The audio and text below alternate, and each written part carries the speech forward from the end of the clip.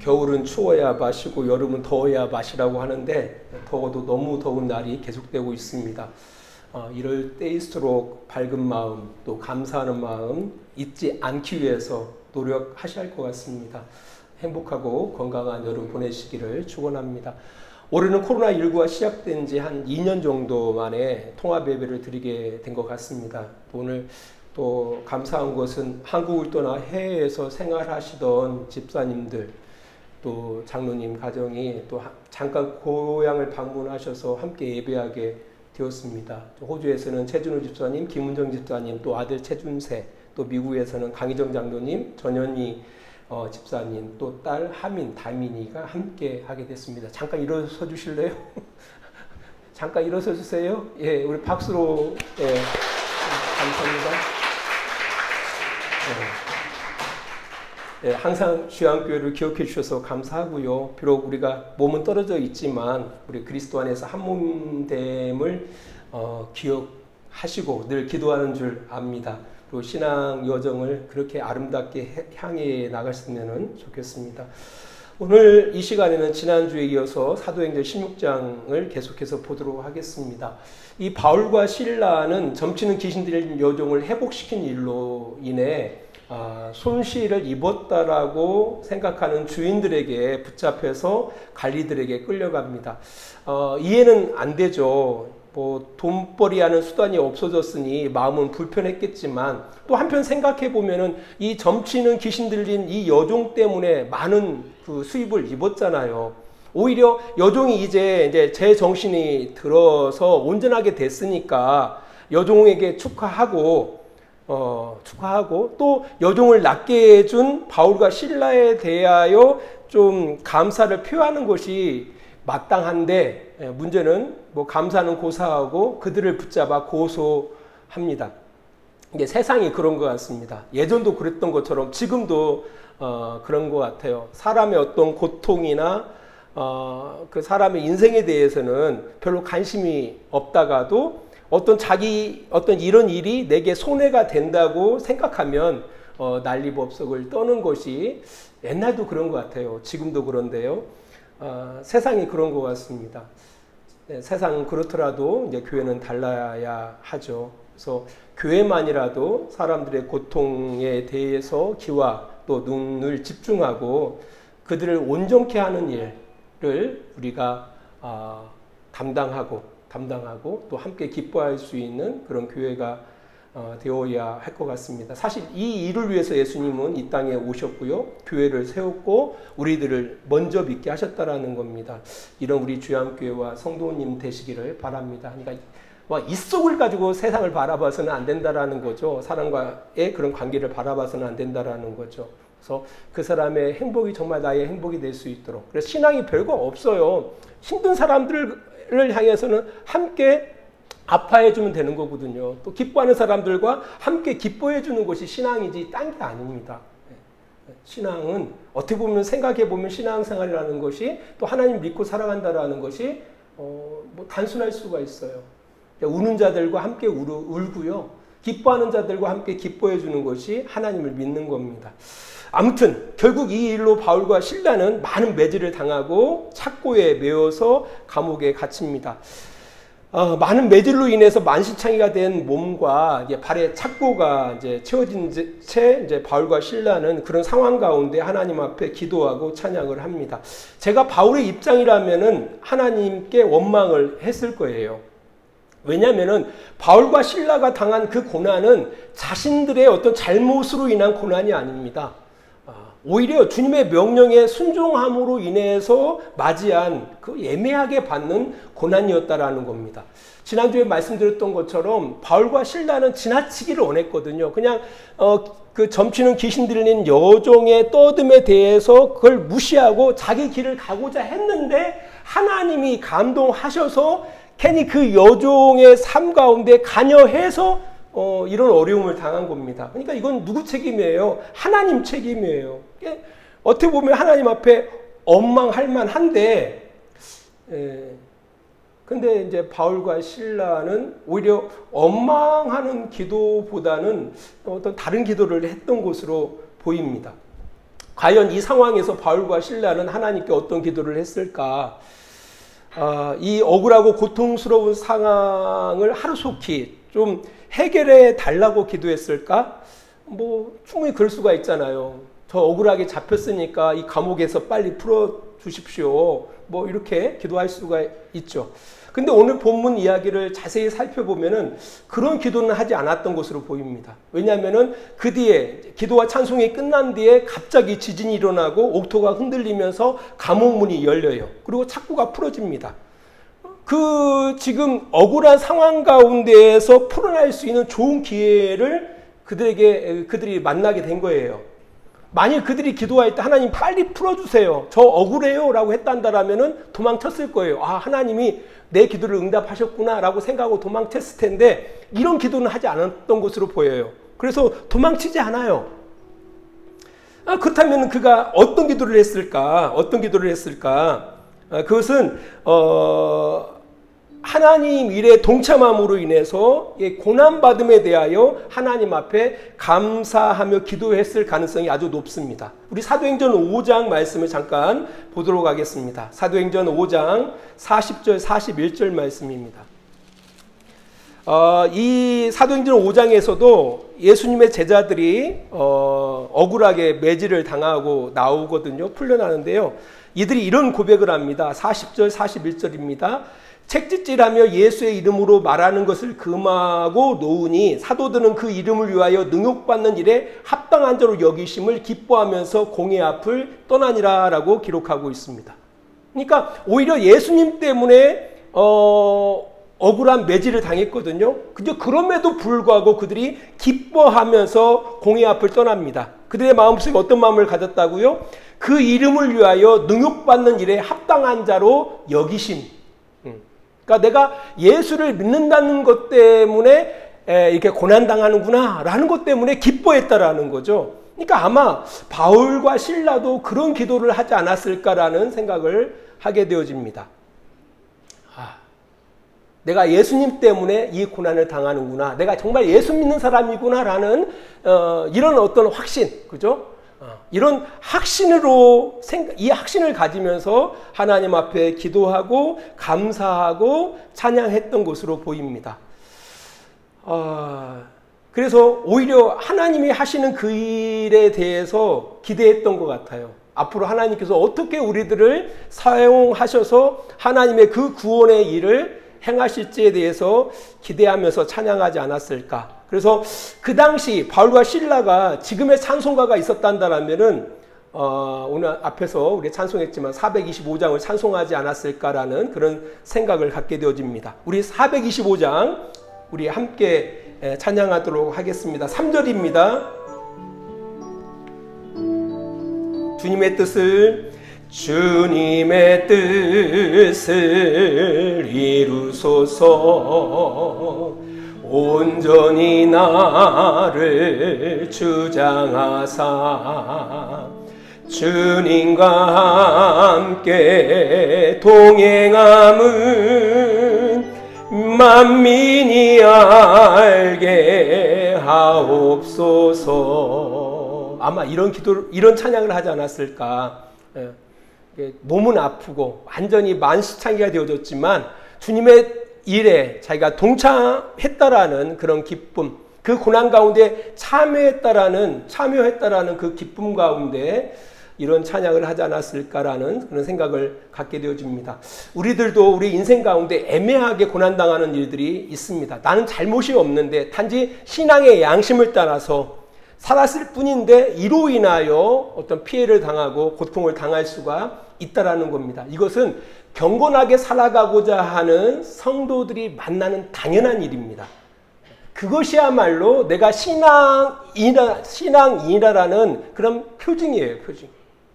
그건 아름다운 겁니다. 성경에서도 이야기해요. 애매하게 부당하게 고난을 받아도 하나님을 생각함으로 슬픔을 참으면 이것은 아름답다라고 이야기합니다. 그건 아름다운 거예요. 그렇잖아요. 우리 어머니들이 자식을 위해서 고난당하는 것, 이제 세상 사람들이 바라볼 때 그걸 어떻게 느끼죠? 추하게 느낍니까? 그렇지가 않죠. 아름답게 느낀다라는 겁니다.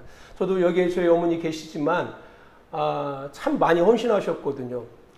그 헌신 가운데에서 보면은 뭐 변변하게 자신이 그러니까 이제 상업을 하시니까 돈을 벌지 않습니까? 그 돈 가지고 옷 하나 깨끗한 옷 한번 입어보신 적이 없어요. 사본 기억이 없어요. 제가 생각할 때는. 어머님이 스스로 옷을 사 입었다라는 기억이 없어요.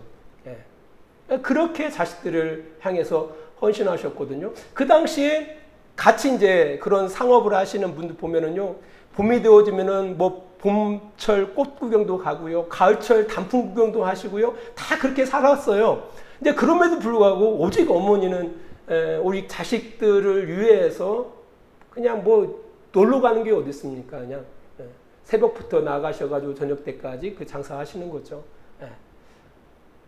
어떻게 바라보면은 그런 모습을 바라볼 때 어때요, 여러분들? 그런 모습을 바라보면서 그보다 더 영광스러운 모습이 어디 있습니까? 그보다 더 아름다운 모습이 어디 있습니까? 꼭 화려하게 치장한 그 옷, 이것이 아름답게 보입니까? 아니면 자식들을 위해서 철저하게 헌신하시는 그 어머니의 그 허접한 그 옷 매무새가 아름답습니까? 저는 그것이 훨씬 더 아름답다고 생각합니다. 우리 성도들도 마찬가지예요. 우리가 주님을 위해서 고난당하는 것, 또 애매하게 고난을 당하는 것, 그러면서도 하나님을 생각하면서 슬픔을 참는 것이야말로 그것보다 더 아름다운 신앙은 없다라는 거예요. 아름다운 모습은 없다라는 거예요. 이런 우리 주안교회와 성도들이 되시기를 축원합니다. 이런 표적들이 있었으면 좋겠어요. 이런 표시들이 있었으면 좋겠습니다. 이때 아무튼 바울과 실라가 기도하고 찬양이 끝날 때 갑자기 지진이 일어납니다. 그리고 옥토가 움직이고 감옥문이 열리고 모든 사람의 메인 것이 다 벗어집니다.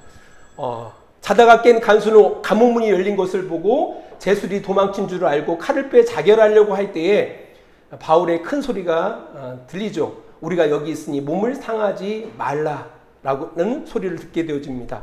간수가 등불을 가지고 내려와서 바울과 실라 앞에 엎드리고 그들을 데리고 나가면서 묻습니다. 선생님, 내가 어떻게 하여야 구원을 받습니까? 이때 바울이 말합니다. 주 예수를 믿으라. 그리하면 너와 내 집이 구원을 받으리라 라고 말합니다. 그 이후에 주의 말씀을 그들에게 전합니다. 그들은 침례, 세례를 받고 온 집안이 하나님을 믿게 되어집니다. 이게 이제 오늘 전체적인 본문의 내용입니다. 우리는 구원을 갖다가 이렇게 생각해요. 죽어서 천국 가는 것을 구원이라고 생각하는데요. 사실은 성경에서는 정작 그 구원을 죽으면 천국 가는 것이라고 이야기하지 않습니다. 오히려 구원을 받는다라는 것, 구원을 받는다라는 것은 어떤 개인을 위협하는 어떤 문제에서부터 구출되다, 구조되다라는 뜻을 가지고 있습니다. 그러니까 간수가 말한 내가 어떻게 해야 구원을 받을 수 있습니까? 라는 이 구원, 간수가 말한 이 구원은 내가 어떻게 하면 죽어서 천국 갈 수 있습니까? 라는 그런 구원의 의미가 아니에요.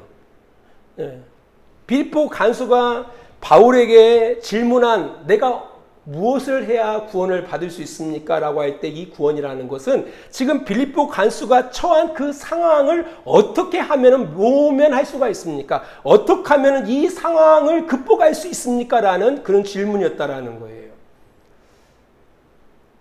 왜냐하면요, 지금 간수가 그가 생각한 구원은 스스로 칼을 빼서 자결하려고 했거든요. 왜냐하면 그가 할 수 있는, 그가 생각할 때, 그가 생각할 수 있는 유일한 구원의 방법이었거든요. 그것이. 지금의 이 극단적인 상황, 이 위험한 상황에서 이 상황을 어떻게 보면은 그 상황을 묘면할 수 있는 유일한 길은 내가 목숨을 끊는 수밖에 없다라고 이 간수는 생각했거든요. 이제 그런 가운데에 이제 바울의 애침이 있었던 거예요. 왜냐하면 그 당시에 로마의 법에 따르면은요, 간수가 지키는 제수가 탈옥했을 경우에 제수가 감당해야 할 제값을 대신 짊어져야 돼요. 그러니까 이 빌립보 간수는 이 감옥 생활의 그 처참함을 누구보다 잘 알고 있었거든요. 그래서 그렇게 구차하게 사느니 아예 죽는 편이 낫다라고 생각했던 거예요. 그랬던 거예요. 그러니까 그런 이 간수가 갑자기 이제 소리가 들린 거죠. 응? 네 몸을 상하게 하지 마라. 우리가 여기 있다라는 소리를 듣고 급하게 이제 감옥 밑으로 내려오는 거예요. 그 당시는 감옥이 지하에 있었기 때문에 이제 등불을 두고 밑으로 내려왔다라는 거예요. 그리고 이제 말 그대로 무서워하면서 바울과 실라 앞에 엎드립니다. 여기서 보면은 이 무서워하다라는 이 동사가 신약 성경에는 많이 사용되어지지 않는 단어예요. 목사님 무서워하다라는 동사가 많은데요. 근데 특별히 이 동사가 그렇다라는 거예요. 3번이 사용되어지는데 그 대부분이 누구 앞에서? 신 앞에서 무서워하다라는 그런 의미를 갖고 있어요. 신 앞에. 이게 신을 만날 때, 거룩하신 하나님을 만날 때 나타나는 어떤 그 감정의 모습. 그때 무서워하다라는 그 표현을 이 동사를 사용을 해요. 이제 그 이야기는 바로 뭐냐면 이 간수가 바울과 실라 앞에 엎드렸다라는 그 의미는 이 바울과 실라를 어떤 자로? 하나님이 보내신 자, 그러니까 신이 보내신 사자로 여겼을 가능성이 높습니다. 왜냐하면은 한번 생각해 보세요. 이제 지진이 일어났어요. 옥토가 막 움직였어요. 그 가운데 감옥문이 열리고요. 또 창고가 열렸어요. 풀어졌어요. 이것은 이가 생각해 봐도 이것은 어떤 신의 역사. 지금 생각하시면 안 돼요. 지진이 일어날 수도 있지. 옥토가 움직일 수도 있지라고 생각하겠지만 2000년 전에 그 당시의 사람들은요. 이것은 신의 어떤 역사, 신의 강림으로 생각했다라는 거죠. 그러니까 그 앞에 엎드렸던 거예요. 그리고 그에게 구했던 것이 바로 뭐냐면은 나는 스스로 자결하는 수밖에 없다고 생각했는데 그렇잖아요. 그런데 그 아래에서 소리가 스스로 자결하지 말라는 거예요. 네 몸을 상하게 하지 말라는 거예요. 근데 문제는 뭐냐면은요. 문제는 지금 이 바울과 실라는 어디에 있고 감옥 밑에 있어요. 밑에 있고요. 그 지금 간수는 위에 있어요. 근데 지금 간수가 스스로 자결하려고 하는 이 상황을 어떻게 아래서 알아요? 모르잖아요. 이것은 아무리 생각해봐도 이 간수 입장에서는 이것은 그 신의 어떤 사자들 아니고서는 지금 자기의 이 상황을 모를 수밖에 없는 거거든요. 근데 이 상황을 알고 있다라는 것은 그들은 신이 보낸 어떤 사자라고 단정할 수밖에 없었던 거예요. 그래서 그 앞에 무서워하며 엎드렸던 겁니다. 그리고 그들을 모시고 나오면서 질문했던 거예요. 그러면 어떻게, 선생님이요, 내가 어떻게 해야만이 이 상황을 모면할 수가 있습니까? 라고 질문했던 거예요. 여기서 선생님이라는 이 단어가 우리 한글 성경에서는 선생님이요 라고 번역하고 있지만 실제로 그 헬라어 원문을 바라보면은 주님, 주인들이요 라는 이렇게 표현하고 있어요. 주인들이요. 이게 나의 주인이라는 거죠. 나의 주인들이요. 내가 어떻게 하면은 이 어려운 상황에서, 이 상황에서 내가 이 상황을 모면할 수가 있습니까? 라고 질문을 했다라는 거예요. 이제 이에 대해서 이제 바울이 말하는 거죠. 주 예수를 믿으라는 거예요. 이게 주 예수를 믿으라는 얘기는 바로 뭐냐면은 그 예수님을 주인으로 믿으라는 얘기예요. 예수님을 주인으로 믿어라. 그러면은 너도 구원받고 네 가족들도 구원받는다라는 거예요. 이 말에 이 사람이 믿게 되어지는 거예요. 이제 그에게 주의 말씀을 이제 가르치죠. 그 뒤에 내용을 바라보면 그와 그의 가족들에게 주의 말씀을 전하고요. 그들은 그 말씀을 대로 살겠다라고 침례를 받습니다. 고백을 해요. 그리고 온 가족이 다 하나님을 경외하게 되어져요. 그러니까 하나님을 경외하게 됐다라는 것은 하나님을 믿고 그의 뜻대로 살게 됐다라는 거예요. 그로 인하여 큰 기쁨이 넘쳤다라고 오늘 본문은 이야기하고 있다라는 겁니다. 주 예수를 믿는다라는 말, 구원이라는 말이 그런 의미를 갖고 있다라는 거예요. 어떻게 하면 이 어려운 상황을 모면할 수 있습니까? 라는 질문에 답은 한 가지다라는 거예요. 네가 이 상황을 모면할 수 있는 길은 바로 뭐냐면은 예수를 주인으로 모시고 살아가라는 거예요. 왜 그럴까요? 왜? 이제까지 이 간수는 누가 자기 인생의 주인이었을 거예요? 당연히 자기가 자기 인생의 주인이었던 거죠. 그래서 그가 결정한 것도 내 한 목숨 죽어버리면 끝나는 거지라고 생각했던 거예요. 그렇잖아요. 내 한 목숨 내 스스로 자결해 버리면은 이런 고통이고 이런 어떤 추한 경우고 이거 없어지는 거예요. 예, 내가 죽어버리면 끝난다고 생각했기 때문에. 근데 이제 바울은 그렇지 않은 거죠. 그 결과가 내가 나의 주인 삶은 인생의 결과가 그런 거예요. 그 결과가. 이것은요, 비단 이 빌보 간수뿐 아니라 우리 살아가는 우리 모두도 그렇다라는 거예요. 어떻게 보면은요, 내가 나의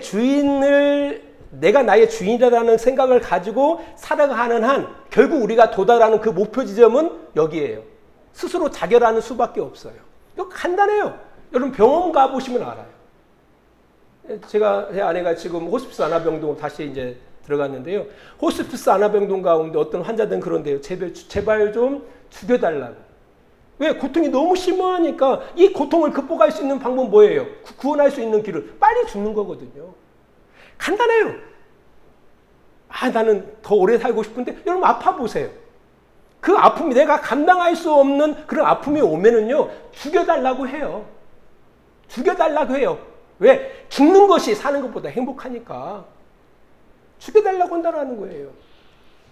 최근에 조윤아 양 일가족 비극이 있었지 않았습니까? 아직 정확한 사정은 잘 몰라요. 하지만 내용들을 이렇게 종합해 보니까 이 조양의 아버지가 이제 36이더라고요. 보니까 누나코인이라고 브록체인에 좀 손을 댄 것 같아요. 투자했다가 99%가 폭락되어지면서 빚이 많아진 거예요. 또 와이프는 또 우울증도 있었고요. 근데 그런 생각으로 고민하다가 그들이 선택한 것이 바로 뭐예요? 우리 죽자. 그래서 선택한 거예요. 이게 뭐 조양 부모만의 일이겠습니까? 우리 모든 인생들의 일이 그래요. 솔직히 우리가 내가 나의 주인을 삼고 결국 그 목적지가 어디냐라고 할 때 내가 죽으면 끝이지라고 생각한다라는 거죠. 이걸 한국 사회를 보면은 그게 더 뚜렷하게 드러난다라는 거예요. 우리가 잘 살고 있다고 하지만 세계 최고의 자살률을 기록하고 있지 않습니까? 죽어버리면 끝난다고 생각하는 거죠. 정말 현실 속에서 죽음만이 구원의 길일까요? 전혀 그렇지 않다라는 거죠. 전혀 그렇지 않다라는 거죠. 그러나 중요한 것은 너무나 많은 사람들이 아직까지도 자기의 주인 삼아 살아가고 있다라는 거죠. 그러는 한 결국 그 목적지는 정해져 있다라는 거예요. 멸망이라는 그 목적지를 향해서 간다라는 거예요.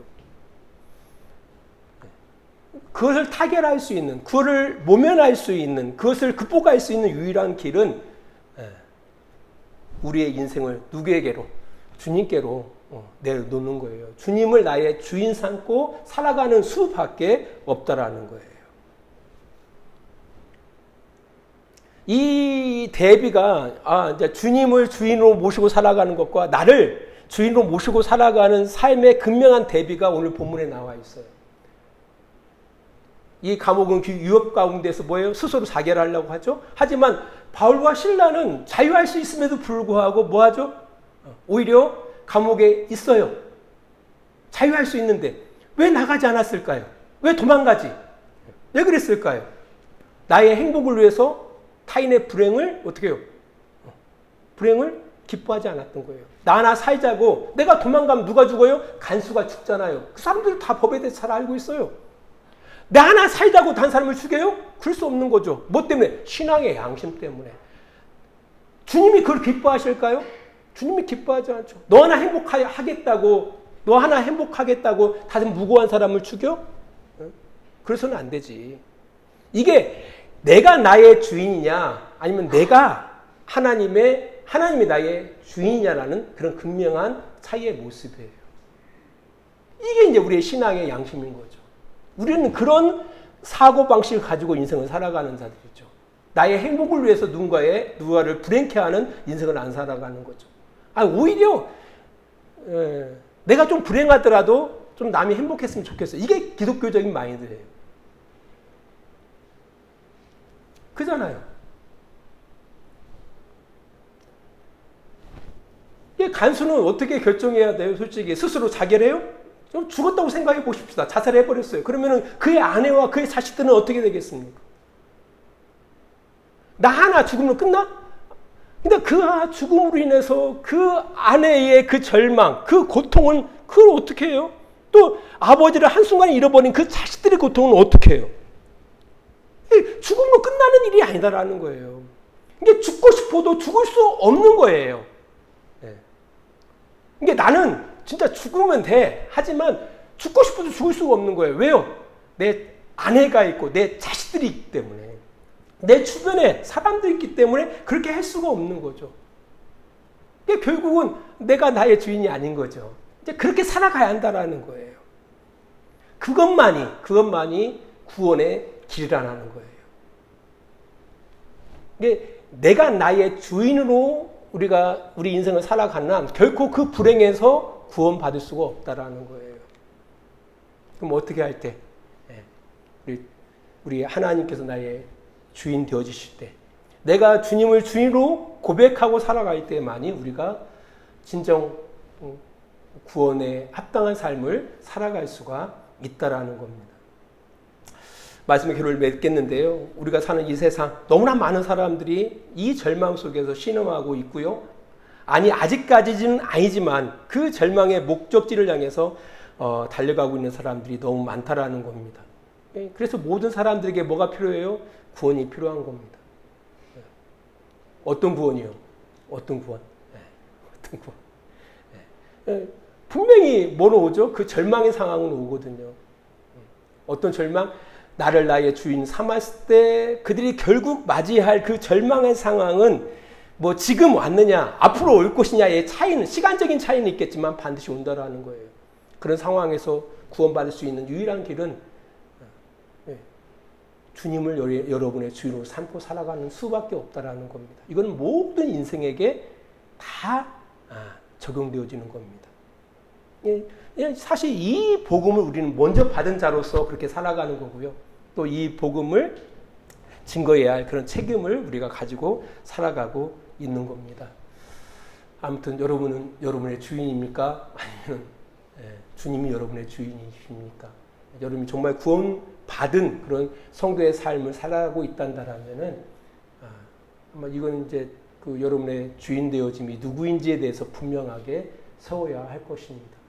주님이 여러분의 주인 될 때 우리에게 진정한 구원은 있는 겁니다. 내가 나의 주인인 이상 하나님의 그 구원의 기쁨을 누릴 수는 없습니다. 기도하겠습니다. 하나님 아버지 감사합니다.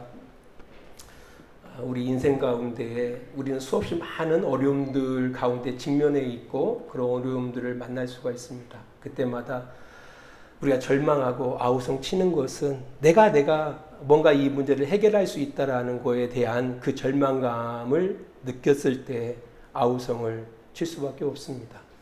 하나님, 그런 우리들에게 오늘 하나님께서 도전합니다. 네가 구원받을 수 있는 것, 거기에서부터 네가 모면할 수 있는 유일한 길은 주님을 너의 주인으로 모시는 것, 이것 외에는 없다라고 말씀하십니다. 하나님, 오늘도 우리에게 도전하시는 이 도전이 우리에게 충격이 되어지기를 원합니다. 우리는 지금 어떻게 살아가고 있는지, 내가 나의 주인인지 아니면은 정말 구원을 기대하면서 주님을 나의 주인으로 모시고 살고 싶어 하는지, 이 시간 그런 거룩한 결단들이 우리 가운데 있기를 원합니다. 그래서 우리의 삶이 그 하나님의 그 구원하심으로 인하여 우리의 마음속에 진정한 기쁨이 샘솟는 그런 놀라운 경험들이 우리 가운데 일어날 수 있도록 주님께서 도우시고 인도해 주시기를 원합니다. 오늘도 이 하루 하나님 앞에 예배하며 이 한 주간을 살아갑니다. 이 한 주간도 주님이 주시는 은혜 가운데 승리하는 한 주간이 되게 하여 주시옵소서. 예수님 거룩하신 이름으로 축복하고 기도합니다.